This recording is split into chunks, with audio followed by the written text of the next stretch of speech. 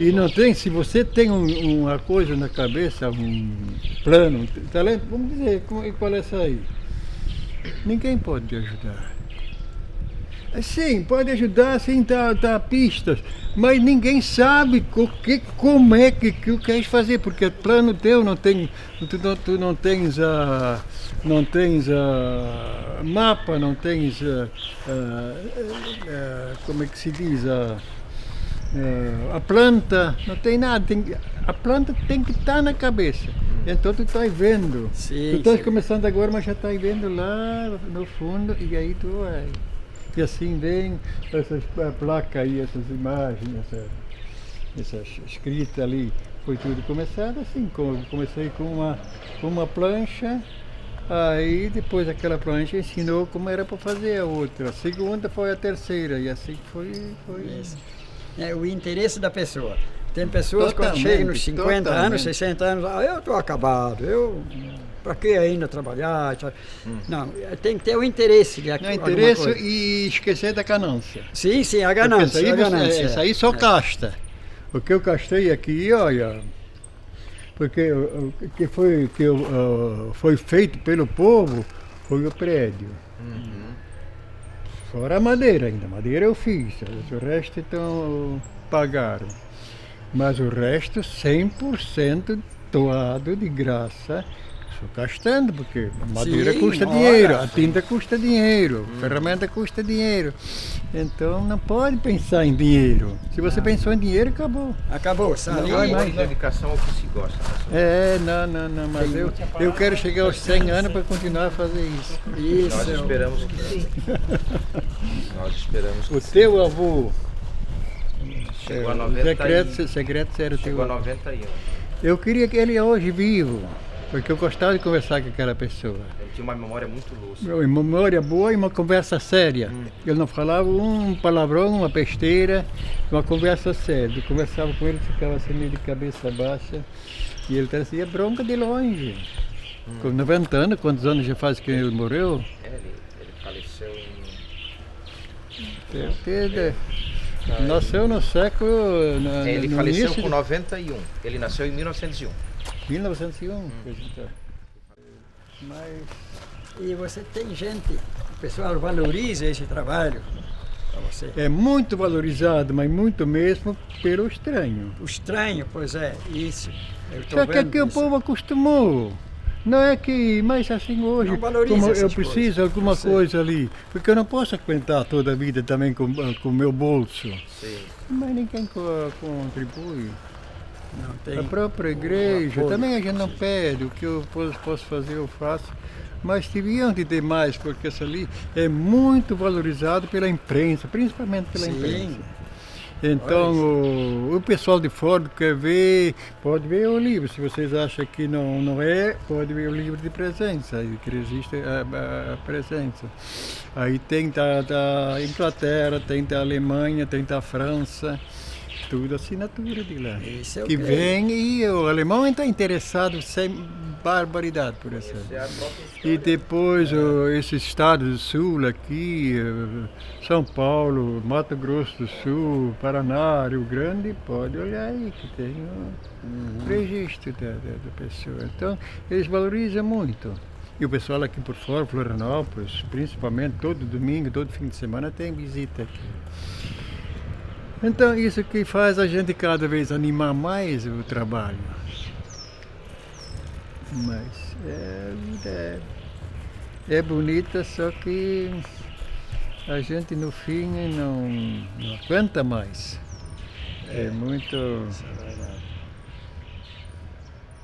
Será que a gente pode dar uma caminhadinha, entradinha ali no Memorial Santa Maria? Quando é que o senhor começou aqui com esse memorial?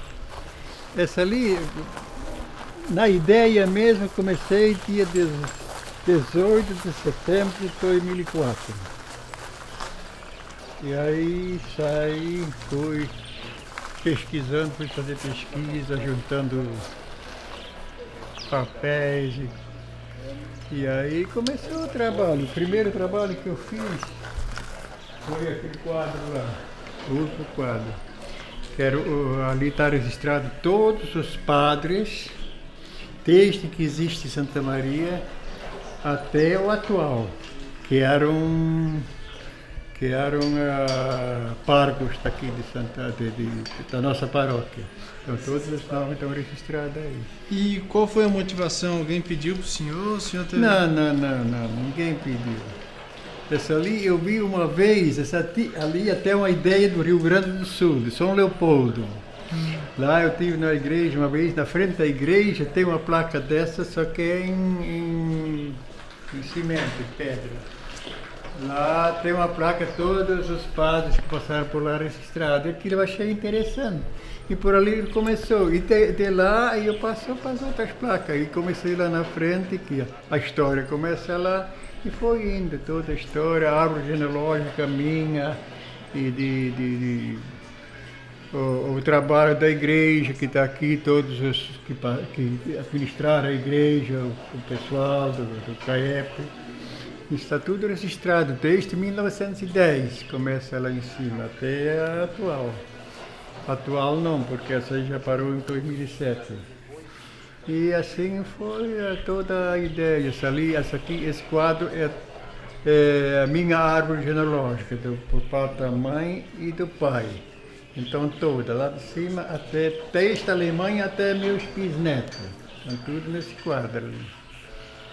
A Segunda Guerra Mundial conta alguma coisa. E qual foi a principal motivação do senhor? Assim? O que motiva o senhor para juntar? Não, a motivação é porque isso são tudo histórias que estavam se perdendo. Você não encontra nenhuma história dessa escrita.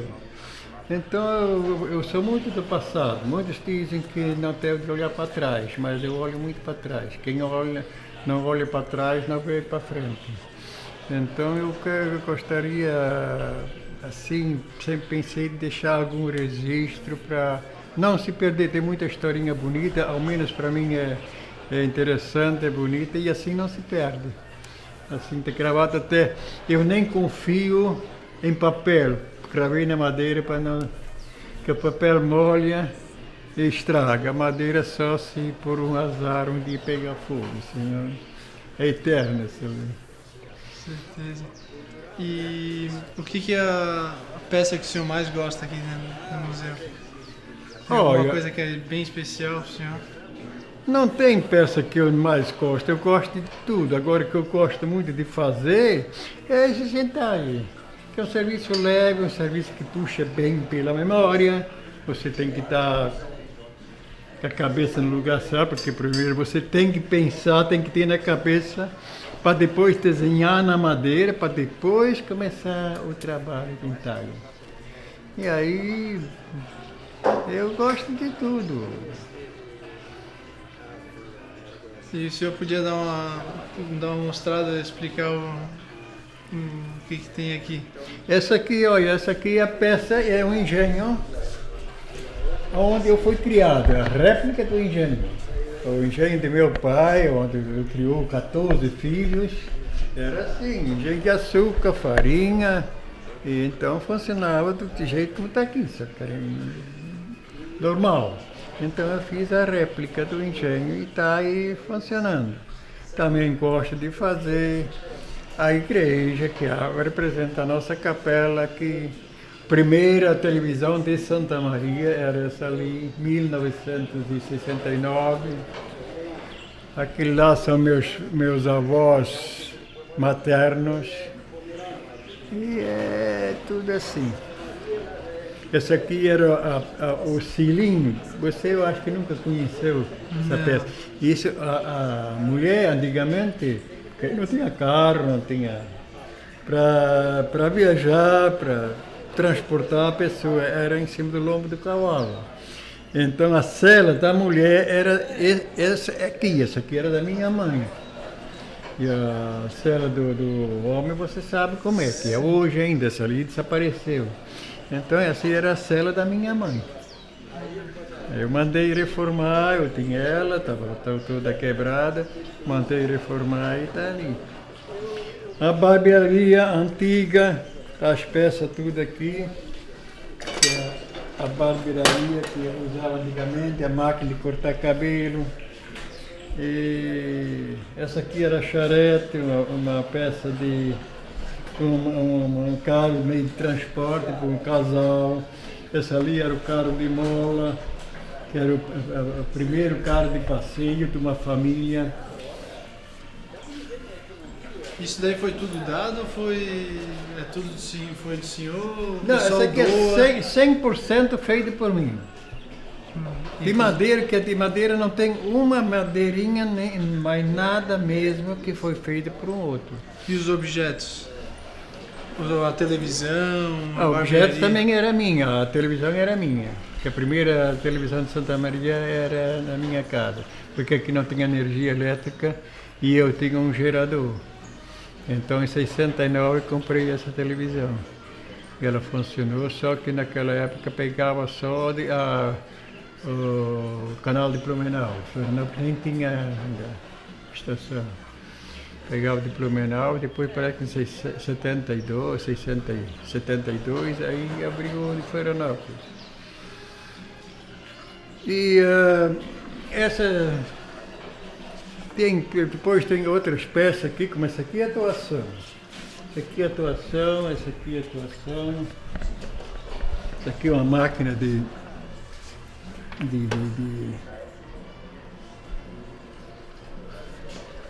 destilar leite, desnatar o leite.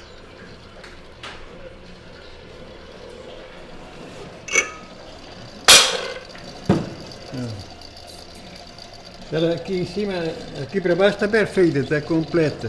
Aqui para cima falta algumas peças que já não alcancei mais. Então ela tem muita rotação, o leite cai aqui dentro, aqui separa a nata do leite e aí sai por aqui. Tem mais um caninho desse, tem um aqui, tem esse e esse. Um sai o leite puro, sem a nata, e o outro sai a nata. Isso são peças toadas. Essa ferramenta é a minha ferramenta onde eu aprendi a trabalhar. Desde novo eu fui aqui na ferramenta, porque antigamente não tinha máquina. Era tudo feito à mão. Então a ferramenta que eu tinha para fazer a minha vida.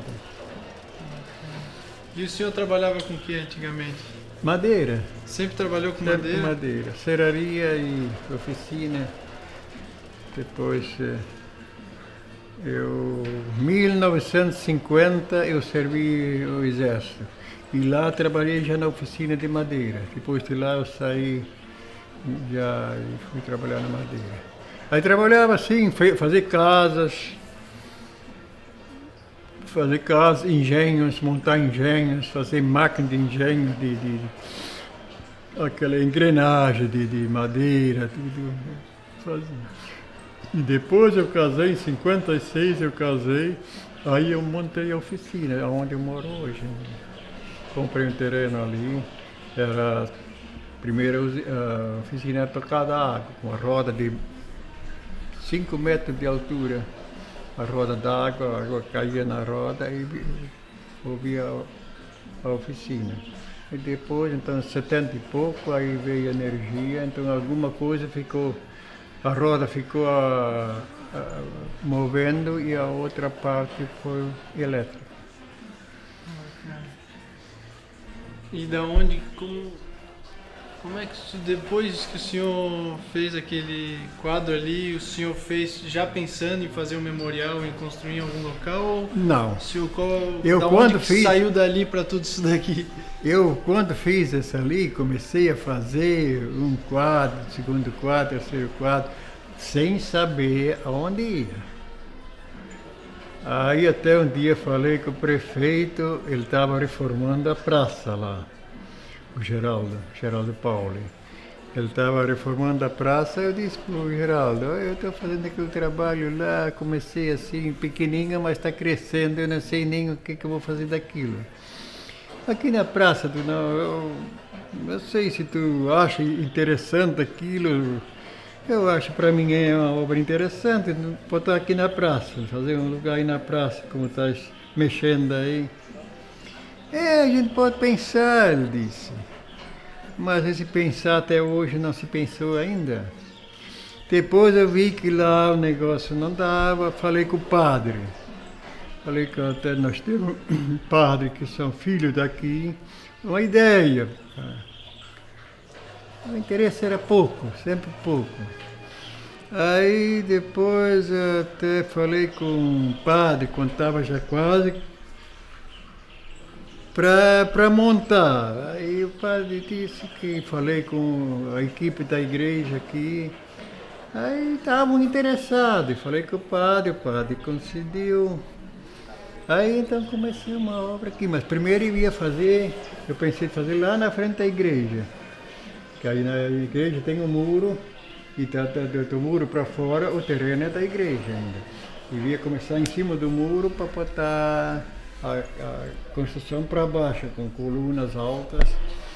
E aí depois o padre veio me dizer que não, lá o bispo não aceitava, na frente da igreja. Tudo bem? Aí ele disse, tu pode estar lá no lado. Aqui. Aí eu disse, não, para mim não tem problema. Aí então foi começar daqui aonde está hoje. E daqui para frente, para onde que vai? Pois não, daqui não sai. Tu sabe o motivo por que está aqui? Porque a igreja tem bastante terra aqui embaixo, tu sabe? Ali onde tem a construção da igreja ali, tem bastante terra. Mas uns 30 anos atrás surgiu uma ideia de tirar essa igreja daqui. Levar ela e colocar lá embaixo. E aí aquilo eu estou completamente ao contrário. Então existe lugar mais bonito que aqui para a igreja? Você chega lá de baixo. Lá de baixo você já vai à igreja. Vem lá de cima de Angelina para cá, lá do morro você vai à igreja. O aeroporto é lá embaixo no buraco. Então, para mais segurar a igreja aqui, para tirar a igreja e essa aqui junto, aí já é mais difícil. Aí já precisa mais ordem de fulano e mais alguém para votação, para... Então, o que me fez mais botar aqui, porque lá embaixo era bem melhor, tinha mais espaço e talvez tinha mais ocorrência também de visita, porque aqui só vem quem sabe. E lá embaixo, perto da estrada, aí todo mundo já via. Mas nada disso me incomoda. Eu quero que fique com a igreja e a pessoa que visita aqui já visita a igreja, pois essa igreja é interessante também. É toda estilo gótico por dentro, altares, bancos, é tudo um estilo gótico e o estilo que quase pouco mais se usa. Então isso é que fez a gente fazer aqui. Agora para frente, para aumentar, tem pouco lugar, mas tem jeito de aumentar. Eu precisava aumentar porque não tem mais espaço para botar. Eu tenho um monte de coisa em casa ainda, peças grandes, assim, mas não tem lugar.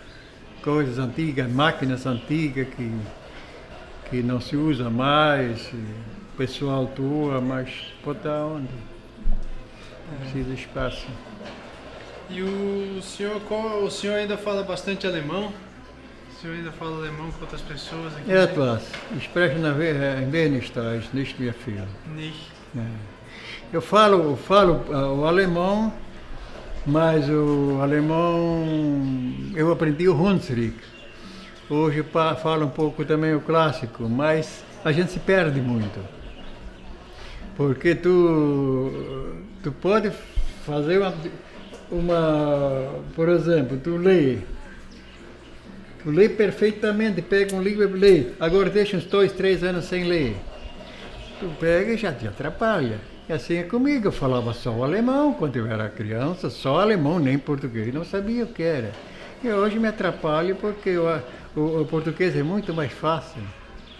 O português, aquilo vai que o alemão tem palavras meia... E depois que entrou, depois da Segunda Guerra Mundial, quando o alemão foi proibido aqui, aí então o modernismo não tinha chegado ainda.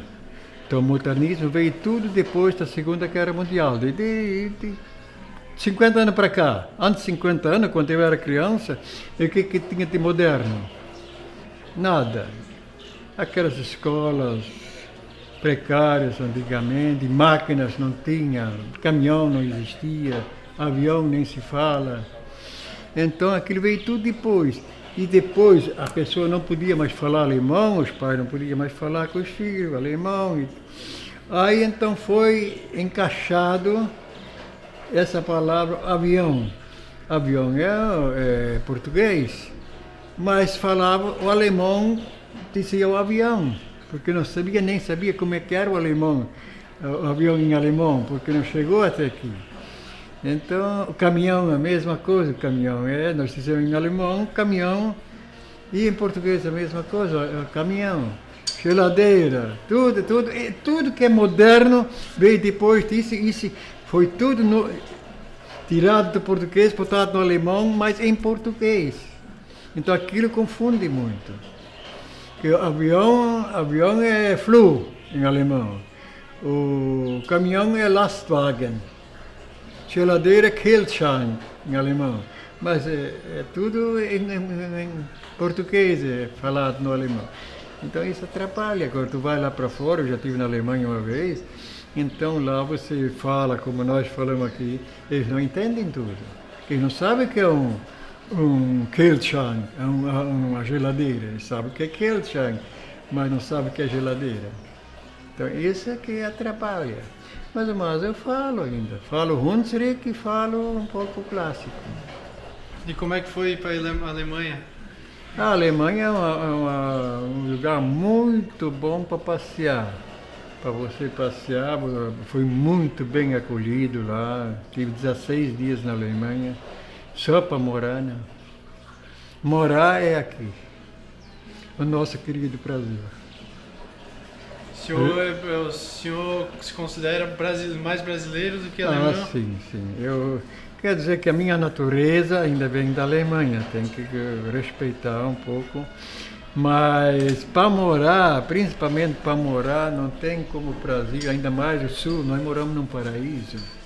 Se você um dia conseguir virar o ruim aqui fora, que não tem justiça, não tem a saúde precária, essas coisas precárias assim, negócio de assalto, de sequestro, tirar isso fora, nós estamos no puro paraíso. Só que você não tem mais segurança em lugar nenhum. Você talvez mora na cidade, não sei onde você mora, e eu moro aqui no meio do mato, mas a minha segurança e a sua são iguais. Quem assalta lá, às vezes procura mais o interior para assaltar, porque o pessoal está mais por fora, é mais fácil de assaltar do que a cidade. Isso que as nossas autoridades não... E depois tem muita coisa, muitos erros dos políticos, muita coisa errada política. A criança não pode mais fazer nada até 18 anos, com 17 anos, um rapaz ainda é criança. Ele pode fazer de tudo na vida, só não ele não deixa trabalhar. Ou não pode trabalhar, tem que estudar e tem que fazer. Mas ele pode matar, pode assaltar, pode fazer filho, pode fazer de tudo. Agora isso não tem. Agora não pode trabalhar. Isso está completamente errado. Eu comecei a trabalhar com 10 anos. Pegar o meu carro de boi, ir para a roça, carregar o carro para trazer coisa para casa. Isso está errado. Mas para viver mesmo, eu conheço a Europa, conheço os Estados Unidos, para viver é aqui o Brasil. E o que o senhor acha que da cultura alemã é o mais importante para se passar para os seus filhos, para os seus netos? O que tem mais importante para si? Olha, infelizmente, quando eu comecei a nascer os primeiros filhos, eu não pensei nisso. Meus filhos nenhum sabe falar o alemão. Foi um grande erro meu, hoje estão cobrando. Mas hoje é tarde, já saíram tudo, não posso mais ensinar. Devia ter ensinado o alemão, porque o português vem por si, aprende na aula. E o alemão, eu admiro muito, eu vendo as pessoas falar o alemão, mas o alemão mesmo clássico, olha, é interessante e é difícil. É igual o inglês também não é fácil. Mas o inglês hoje já a própria cultura, o ensino já ensina mais, o alemão não. Tudo. E os mais novos, eles estão, então, seus filhos, netos, eles buscam um pouco da cultura alemã. Eles buscam entender, eles têm Não, vontade? eles gostam, só que você não entendendo, não sabe, não tem tanto interesse. Eles gostam de saber, eles estão cobrando hoje da gente que a gente não ensinou, mas tarde. Nenhum filho, nenhum neto, tem bisneto, já tem bisneto que faz do teu tamanho, nenhum sabe falar alemão. E devia ter passado para eles. Só que naquela época era proibido mesmo. O governo proibiu de falar. Depois, quando meus filhos nasceram, já era mais liberal. Mas da década de 40 até 50, 55, se a polícia escutava alguém falar alemão, prendia. Era horrível. Ali conta alguma coisa dessa história. Aqui de Santa Maria foi gente para cadeia só por falar alemão. Aqui é todo mundo católico. Hoje já tem outra seita, mas naquela época era todo mundo católico. Nem em casa você podia rezar mais em alemão. Se alguém pega e é para cadeia. Era horrível. E o que o senhor mais admira na cultura alemã? O povo alemão, assim, que o senhor acha que veio para o senhor, assim, que... Não, a cultura alemã, porque o alemão é uma pessoa, é uma gente mais assim, que gosta muito do pesado. E dizem, não por eu ser de descendente alemão, mas dizem que o alemão também é inteligente, tem muita inteligência. O alemão,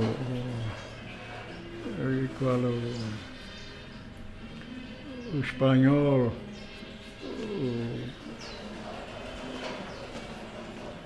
são gente inteligente, então a gente admira porque o japonês também é muito inteligente, então a coisa que faz a gente cada vez mais assim animar a própria natureza da gente.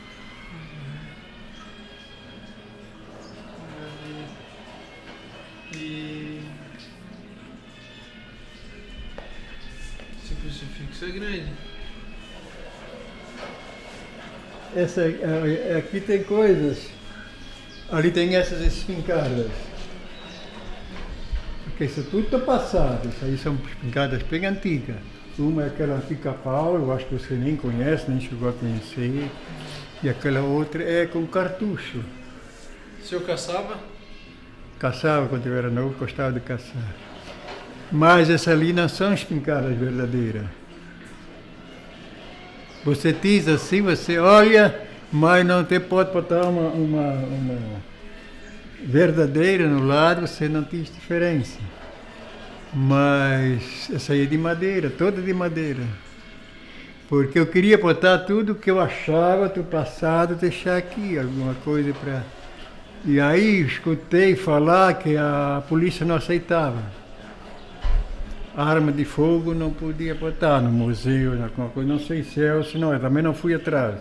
Eu digo, espera, eu vou enganar eles. Eu peguei a verdadeira, tanto a pica-pau como a central, e copiei e fiz as coisas iguais. Agora, se a polícia não tinha colher ali e quiser levar, pode levar, mas quando eles pegaram na mão, eles veem que não é de ferro. E o mais é tudo igual, só que não funciona, porque, claro, que tem tudo de madeira, não pode funcionar. E essas fotos são da sua família? Não, essas aí são as fotos da localidade. O senhor quis resgatar mesmo da localidade também? Hein? O senhor quis resgatar todas as histórias da não, localidade? aí tá toda a comunidade de Santa Maria. Eles são os heróis antigos, esses que lutaram aqui, que fizeram a igreja. Esse casal ali era o casal, ele era o primeiro juiz de paz de Antônio Carlos, esse homem. E ele estava na frente da comunidade quando foi construída essa igreja. Ele era o cabeça da igreja. E o senhor acha que o pessoal mais novo da comunidade, eles vêm aqui para o museu, eles se inspiram aqui no pessoal mais antigo? 15, 20%. O resto vem aqui e não vê nada. Tem gente que vê aí, adora, faz pergunta, admira, olha, vê, lê, porque toda fotografia é identificada. Então, e tem outros que entram aí, tá bonito, já sai e não vê nada. Então, cada um, a própria natureza da pessoa é que faz a pessoa com você. Você se interessa por quê? Porque você gosta. Você está hoje aqui por quê? Porque gosta. Agora, eu vou lá perder tempo para... Então, é tudo assim. E toda pessoa ali tem algum significado, que fez alguma coisa aqui. Esse casalinho sentado ali eram meus bisavós paternos por parte da avó. Essa ali é eu, mais a esposa, quando nós era novo. Aqueles lá de cima são meus pais. Conhece o Silvério Petro aqui da praça? Silvério Petro? Não tem ninguém aqui que conhece. Ele é o professor de música aqui de Antônio Carlos. E são os avós deles, aquele bigodinho dali. E assim cada pessoa tem a história. Aquele lá é o Lauro, aquele que eu falei que era o presidente da Academia Catarinense de Letras. E aqui era basicamente só alemães, ou não? Aqui, Em Santa Maria. antigamente era 100%. Hoje já tem misturas. Mas a maior parte é alemães. Italiano eu acho que não tem nenhuma família. Que cada lugar assim junto. Os italianos é num lugar, os alemães no outro, e assim vai, cada um puxa o outro. E aqui a história de Santa Maria começou com ingleses. Aqui embaixo, essa aqui até a década de 50, até a década de 60 ainda, aqui não era Santa Maria, era Inglaterra. Por quê? Porque no início do século veio 3 ingleses solteiros para cá e não sei como é que entraram aqui, que não tinha estrada aqui para baixo, não tinha estrada, tinha o caminho das tropas que é de Florianópolis a Lages, com certeza vieram por aqui, desceram por aqui e eles tinham muito dinheiro. Construíram uma fábrica aqui embaixo, um moinho de milho e uma serraria. E quando aquilo começou a funcionar, agora vamos vender para quem? Aí que eles viram que não tinha ninguém para vender. Não tinha onde comprar a matéria-prima para industrializar, nem para ninguém vender, nem estrada não tinha. Aí foram embora. E aí ficou, aqui embaixo ainda tem um marco deles, que eles deixaram a calha d'água, onde entrava água para o moinho, e aí foram embora. E aí ficou o nome de Inglaterra, que eram os ingleses. Até na década de 40, aí foi construída essa igreja, dedicação a Maria, Santa Maria. Aí foi se apagando aquele nome de Inglaterra, mas nos livros antigos ainda está o nome de Inglaterra. E aí foi botado Santa Maria. Tem outra comunidade aqui do Egito, que é o Egito. O Egito por quê? Por que é o Egito? O Egito é lá na África, lá no Oriente Médio. Mas por que é Egito? Aqui, o Egito, ali tem um casal, os primeiros casais que moraram ali, era uma tia do meu pai. O marido se chamava José e a mulher Maria. E eles tiveram só um filho. Aí eles sempre para sair eram um colono assim, bastante já desenvolvido naquela época. Tinha 3 cavalos. Quando saía assim, sempre saía a cavalo, porque outro jeito não tinha para sair, nem estrada não tinha, só picado. Cavalo. Aí no fim foi indo, aquela localidade não tinha nome. É lá onde mora aquele casal, Maria e José, porque tem aquela Bíblia conta que Maria e José fugiram para o Egito com Jesus, com um filho. E eles tinham só aquele filho e iam para ali, que era o nome de Egito. Toda coisa, tudo que existe quase, você procurando, no fundo tem um fundamento de onde vem. Rancho Miguel, tem outra localidade aqui chamada Rancho Miguel, que pertence a Santa Maria, mas é um bairro. Rancho Miguel. Lá o primeiro morador foi Miguel Reinert. O nome dele está por ali no quadro registrado. Miguel Reinert, um alemão, 1847, ele entrou ali.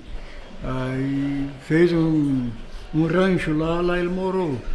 E depois foi embora e ficou o Rancho Miguel, o Rancho do Miguel. E hoje está o Rancho Miguel.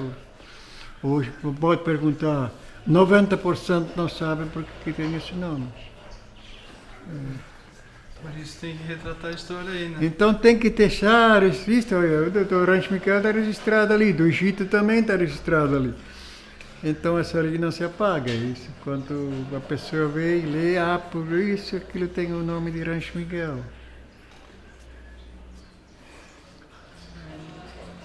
Mas parabéns, senhor. Eu acho espetacular. Aqui Essa tem ideia, essa moeda antiga, esse dinheiro antigo. Tem texto 1000 réis, esse aqui é 1000 réis. Já ouviu falar de 1000 réis? Já. Era antes da década de 40. Uhum. 1000 réis. Esse aqui é 1000 réis, e aquela cédula grande é 10.000 réis. Para por exemplo, R$1 hoje, para ter 1.000 réis, você precisava 1.000 réis, moedinha de réis. Moedinha de réis era uma moedinha bem pequenininha. Então precisava 1000 daquelas réis para 1.000 réis. E assim, aqui tem o cruzeiro, cruzado. Essa aqui é quase tudo 1000 réis, essa moeda ali é quase tudo 1000 réis. 1000 réis vinha em prata, moedas de prata. Você imagina a fartura de ouro e prata que tinha naquela época no Brasil, até o dinheiro tinha moedas de ouro. Aquilo logo desapareceu quando começou a valorizar o ouro e desvalorizar o dinheiro, aquilo desapareceu. Mas prata tem ali ainda. Então o próprio Brasil era muito rico e ainda é muito rico em natureza, própria natureza. Não tem, eu acho que nenhum país no mundo que tem tanta riqueza em natureza do que o Brasil. O Brasil nunca teve um governo que sabia valorizar a sua terra, a própria natureza. São bolsos. Então lá tem os 6 presidentes da Segunda Guerra Mundial, que eram o Hitler, Stalin, Roosevelt, o nome deles tudo lá, era da Inglaterra, dos Estados Unidos, da Alemanha, da Rússia, do Japão e da Itália. São os presidentes daqueles países. A bandeira brasileira, bandeira alemã. Por que a bandeira alemã? Nós não temos nada com o alemão.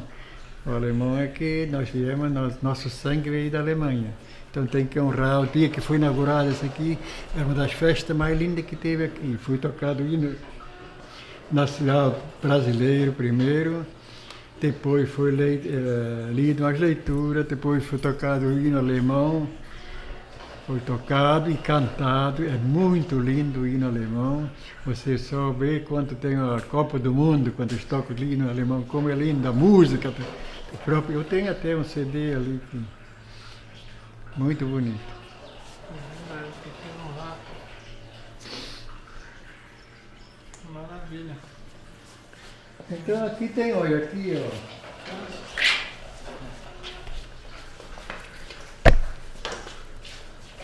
Essa aqui é máquinas que escrevia, essas antigas. Já está descartado. O ferro para passar roupa. Hoje é o ferro elétrico. Antigamente era botado carvão aqui dentro e para aquecer o ferro para passar roupa. Essa aqui é uma sapataria artesanal Que antigamente o sapato era tudo feito à mão, tudo. Olha, uma costureira faz uma calça, uma camisa, era tudo feito à mão. Esse aqui é o último sapato que esse sapateiro fez, 1959. Ambrósio Pauli, esse era meu cunhado, ele tinha essa sapataria. E depois, hoje, sapateiro, carpinteiro, celeiro, alfaiate e ferreiro, acabou, isso não existe mais. Por quê? Porque eles não podem combater com a fábrica. O sapateiro faz quantos sapatos por dia, não faz um par de sapato? Eu não sei, nunca trabalhei nisso, mas eu acho que não faz um par de sapato por dia. Tu compra sapato aí na loja por 40, 50, 80 reais. Agora, como é que um sapateiro vai viver ganhando isso só? Então, acabou. Alfaiate é a mesma coisa. Alfaiate para comprar um terno, fazer um terno, ele leva uma semana. Você compra um terno ali, um terno bom por 200 reais, 200 e poucos reais. Que está 50 reais por dia, quem é que sobrevive, cria uma família por 50 reais por dia? É todas essas profissões antigas, celeiro que fazia celas, curiama para cavalo, é tudo assim, tudo se acabou, não existe mais. Ferreiro vai na fábrica, por exemplo, para fazer um facão. Facão, uma fábrica faz quantos dezenas ou centenas de facão por dia. Um ferreiro para bater um facão vai um dia ou mais. Então não tem como competir. Isso tudo acabou. É uma pena, era muito interessante essa profissão, mas não dá para sobreviver com aquilo. Carpinteiro é a mesma coisa, minha profissão. Hoje tem montador, tem que ter aquele carpinteiro. Carpinteiro não existe mais. Carpinteiro você vai no mato, você quer fazer vamos dizer, um engenho. No meu tempo, era pegar o machado e ir para o mato, tirar o pau, pegar o pau, serrar e aí começar a confeccionar o engenho. Hoje você constrói uma casa, vou chamar o carpinteiro, mas não é carpinteiro, é montador. A madeira vem tudo prontinha na obra. Ele só pega e monta. A abertura vem pronto, o telhado vem, a madeira vem tudo pronto, serradinho, cortadinho, ele só monta. Naquela época não. Quantos engenhos eu fiz, ia no mato tirar a madeira para começar a fazer uma roda da água, de sair de 18, 20 palmos de altura, que dá 5 metros, e aquelas engrenagens, tem que fazer a madeira primeiro para depois começar a confeccionar. Isso não existe mais. Então aí, com aquilo eu aprendi a fazer essas letras aí, olha. Isso também não é muito fácil. O senhor tem a chave da igreja ali? Tenho. Será que a gente não podia entrar ali e bater um papo com o seu Kretzer também, falar um pouquinho sobre o alemão aqui na cidade, sobre o trabalho de preservação da cultura alemã? Eu tenho a chave. E o seu Kretzer fez uma lei lá, queria bater um papo disso também. Tá, o senhor deve almoçar cedo, né? Não, eu não almoço de meio-dia. Não almoça de meio-dia? Com essa doença que me deu, eu não almoço de meio-dia. Que horas é? São 10 e 15. Ah, já sei. Só estou preocupado um pouco com o seu Kretzer. Queria saber dele. Lê essa aqui. Como é que tá o tempo dele, do seu Kretzer? Pergunta para ele como é que tá o tempo dele. Quem é esse daqui? Pedro Gesser. Foi o primeiro carteiro de Santa Maria, Antônio Carlos. Pedro entregava a carta até Ituporanga, passando de casa em casa sem cobrar nada. Também trazia facões e rebolos, pedras de amolar para vender em Santa Maria. Andava sempre a pé e descalço. Esse era um herói também. Só que ele não era bem normal.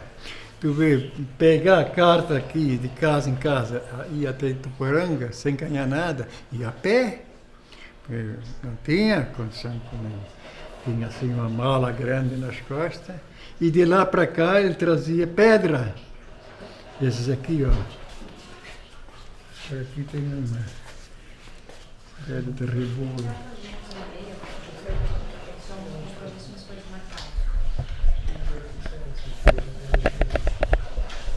Essa ali, ó. Isso é pesado, botava dentro daquela maleta e trazia para vender aqui. Isso era na década de 40, 50. Era um homem baixinho, pequenininho, menos que Silonídeo. Então, tudo tem história, tudo que tem aqui. E o pessoal vivia bastante naquela época? Ia uma bastante idade assim? Vivia até... Não. A idade, meu pai sempre dizia, muitos entram nos 50 e poucos saem dos 50. Você vê. 50 anos, até 50, 60 anos é a flor da força que você tem, da inteligência naquela época. Olha esse casal ali. Aquela senhora que está sentada ali. Aquele senhor morreu era um grande líder de Santa Maria, morreu com 52 anos. A doença que eu tenho. Naquela época, coração era fatal. E tinha muitas famílias. Meu pai, da família do meu pai, morreu 4 de coração. Saúde, como nós estávamos aqui, caíram mortos. Não tinha acompanhamento médico. Entupia as veias, sei lá, caía morto. Naquela época era muito assim. Hoje não, hoje você previne. Se eu não tivesse médico, talvez já não existia mais. Porque é muito descendente assim de família. Herança de família. Então vamos lá para a igreja. O que é a história? O que é? Sobre tropas, como se transportava o animal. Como é que se fazia? Está ali? Tá ali, tem que ler. A gente quer escutar da voz do senhor. É o mais importante. Não precisa ler, mas contar pra gente. Não, antigamente não tinha caminhão, não tinha nada para transportar os animais. Os próprios boi tinha aqui, hoje tem o caminho das tropas ali. Já ouviu falar no caminho das tropas? Já. Que ligava Florianópolis a Lages. Mas esse caminho das tropas era uma picada, não era uma estrada, era um caminho de cargueiro, animais. E aí os bois eram transportados por ali.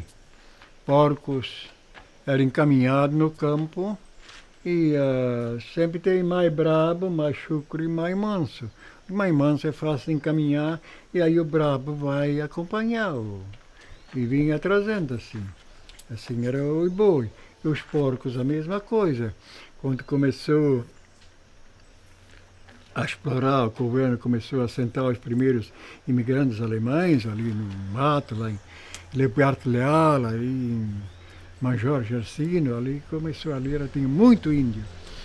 Então, eles criavam, o governo dava um terreno para o colono, ele começava a vida dele ali, fazia aquelas roças, aquelas coivaras grandes, derrubava o mato, plantava o milho, e aí ele criava porco ali. Arrumava uma criadeira, 2 ou 3, e criava os leitão ali naquela roça de milho. Vivia só do milho. E quando se acabava o milho, quando o porco já estava criado, então a maioria dos porcos era selvagem, criado sem ver uma pessoa, um homem. E então ele vendia. Sempre era assim, vinha essas tropas de porco, maio ou junho, que aí começava aqui a safra da cana-de-açúcar, fazer açúcar melado, e está muito resíduo, muita sobra cana, está a escuma da cana, está o melado. Então os tropeiros traziam os porcos para cá, os colonos compravam os porcos para acabar de criar, de engordar. Então vinha aquelas tropas de porco, era encaminhado lá, os porcos mais selvagens. Era pego e costurado os olhos para eles não enxergar, para acompanhar a tropa.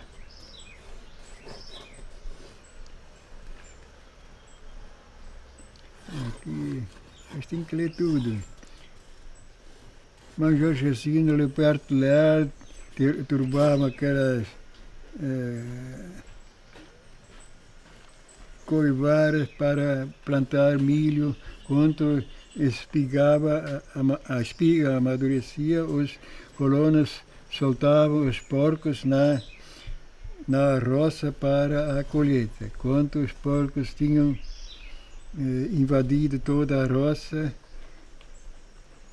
toda a coivara, os colonos reuniam os porcos em tropas e isso acontecia em fim de maio. Vendia os porcos para os colonos de Antônio Carlos, para acabar de engordar com os resíduos da cana-de-açúcar. Quem conduzia estas tropas era Domingos de Melo, era o nome que era um tropeiro daquele. Ele morava no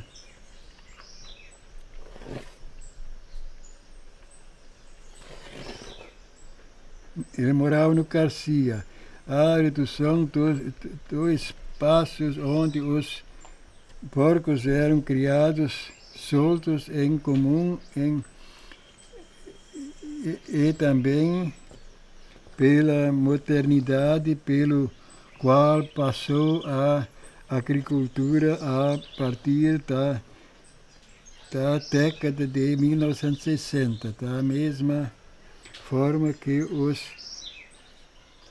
o crescimento no número de caminhões e a memória nas estradas tiveram a completa extinção do tropeirismo suíno de Santa Catarina. Essa aqui tudo, começa aqui. Interessante.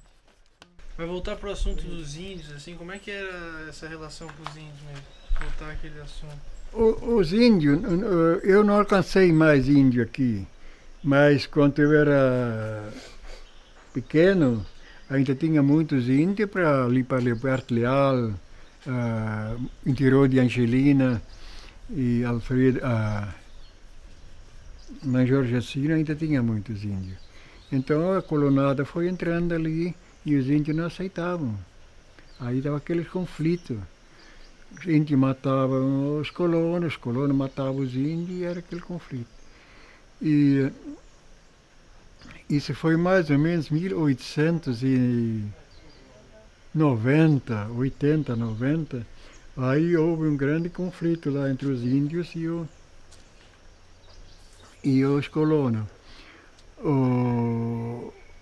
Assim como os colonos não podiam progredir porque os índios não deixavam, e aí o governo tinha um homem muito corajoso, que talvez o nome dele até era muito conhecido, mas não sei se tem alguma coisa na história, Martim Pugreiro, era o nome dele era Martim Bull. Mas como ele era pugreiro, ele era o nome de Martim Pugreiro.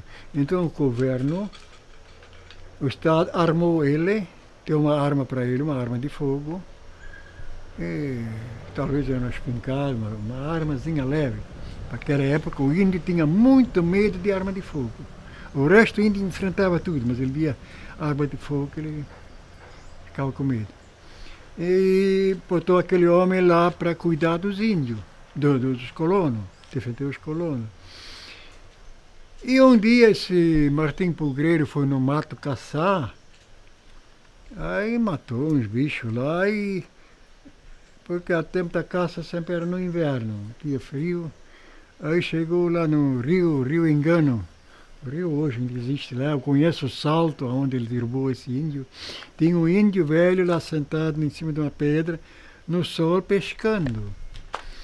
E o Martim Pugreiro gostava mais de ver era um tombo do índio. Ele não foi só para defender os colonos, ele foi gostava de ver um tombo do índio também, porque era um homem herói, era quase igual como é esse antigo,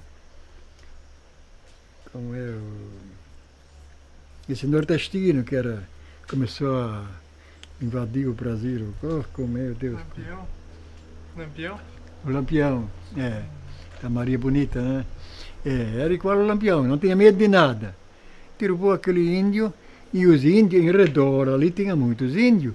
Eles viram aquilo, aí estavam em cima dele, mas ele sabia que ele, agora é a minha vez, agora tem que correr porque senão eu vou morrer. Aí ele saiu correndo pelo mato fora e até onde tinha a casa, aí desceu uma serra, eu já fotografei aquilo tudo, já tenho tudo em papel para fazer um livro daquilo também, mas não chegou a vez ainda. E aí os índios foram atrás e quando ele entrou dentro de casa, eles não alcançaram mais ele, mas eles mancharam a casa. Aí uma semana, 2 semanas depois, os índios, a tribo toda se reuniu, quando não tinha pouca gente em casa, e aí foram lá e mataram tudo que tinha dentro de casa. Os índios mataram aquela família. Daquela família vem a minha cunhada, que era a mulher daquele professor que morreu. Aquela vem a ser daquela família Joubert, a família alemã. E aí começou aquela briga, continuou. Aí o Martim Pugreiro não se conformou com aquilo, aí ele foi procurar no mato, arrumou uns colonos para ir junto, procurar a aldeia onde eles moravam, os índios. Eles não sabiam onde eles moravam. Procurou a aldeia até que ele achou. Aí um dia achou a aldeia e ele marcou com os colonos, reuniu toda a colonada, que naquela época não tinha delegacia, não tinha justiça, não tinha nada. A justiça era tudo feito por mão própria. Toda briga era resolvida ou na bala, ou no bem ou no mal. Ele reuniu toda a colonada, aí foram para o mato, eles sabiam onde era. Chegaram lá, assim na boquinha da noite, porque o índio, ele dorme cedo de noite. E diz que quando ele dorme, menos naquela época, quando ele dorme é difícil de acordar. Aí foram até quando viram onde era a aldeia deles, aí quando escureceu dentro da barraca, assim, quando escureceu, aí ele tinha dito, olha, agora eles vão dormir, porque sempre tem a fogueira para se aquecer, fazer a comida. Agora vamos esperar um pouquinho, aí vamos invadir. Aí quando escureceu, aí daqui a pouco, agora vamos lá, aí invadiram. O Pugreiro entrou, primeira coisa que ele fez, desarmou os índios. Cortou todos os cordões dos podoques, porque os índios caçavam com podoque, melhor do que nós com arma de fogo. Cortou todos os cordões e aí começaram a matar. Era uma tribo grande, com facão, com foice, com machado, com cortar a cabeça. E mataram tudo, menos 2 meninas dos índios. E aí, quando terminaram, aí aquelas meninas, eles trouxeram junto para fora. Mas uma já era uma menina meio grandinha, diz que não se entregou, era pior do que um gato. Arranhava com as unhas, mordia e não se entregava. Eles com ela seguro, de repente o Pugreiro tinha dito, tu também queres o que os outros ganharam. Pegou ela, jogou assim para cima e aparou aquela espada. Matou também. E a pequena, que era pequenininha, uma criança, aquela eu cheguei a conhecer. Trouxeram para fora, foi criado em casa de colono. E depois ela estava, faz o que? Uma década de 60, mais ou menos. Ela estava aqui em Taquaras, em casa de uma família. Ela nunca casou, não teve filho, mas ela já era bem velhinha, aí eu cheguei a conhecer aquela. Isso é mais ou menos a história assim, dos índios, né? Mas era brabo. Como é que o senhor enxerga essa relação hoje? Muita luta. Como hoje nós estamos enfrentando, temos que ter medo dos bandidos, os colonos. Tinha só que o colono, o índio, ele não mexia com o colono. Ele deixava, só que ele não deixava se invadir, eles perder a terra deles. E sabia que ia destruir a mata, aí ia acabar com a caça, o colono ia pescar, isso não aceitaram. Aí começou aquela... Tem muitos antigos ali, ainda que lá tem um centenário, um homem que tem 100 anos, ele conta bem a história ainda. Mas a gente tem pouco tempo assim para correr atrás. E depois a minha escolaridade também era muito pequena para fazer um bom trabalho daquilo. É uma pena, né? Os índios É, não precisava ter É tanta uma briga pena. entre colono e índio, né? toda a vida era assim. Nós aqui sem estrada, vocês acreditam se quiser. Mas é uma realidade que passou por mim.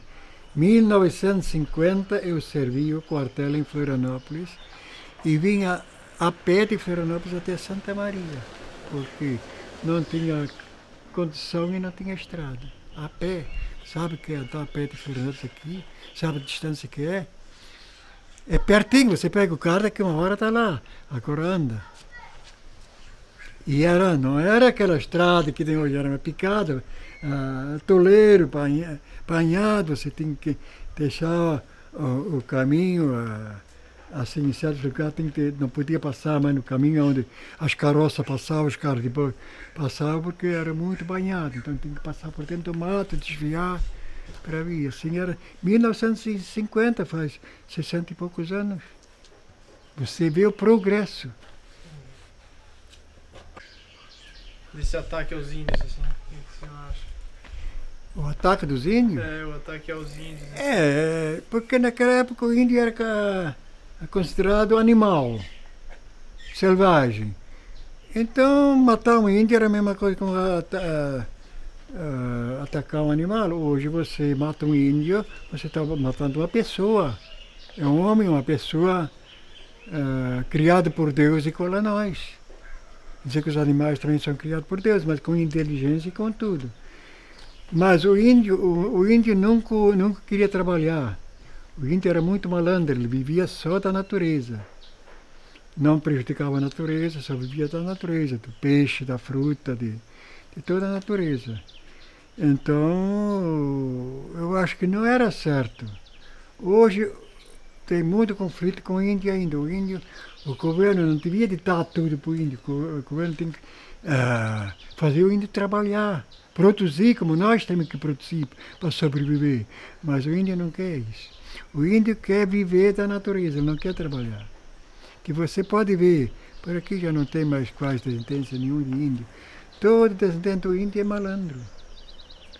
Eles fazem aquelas artezinhas deles, fazem muito remédio da natureza, que até remédios que curem.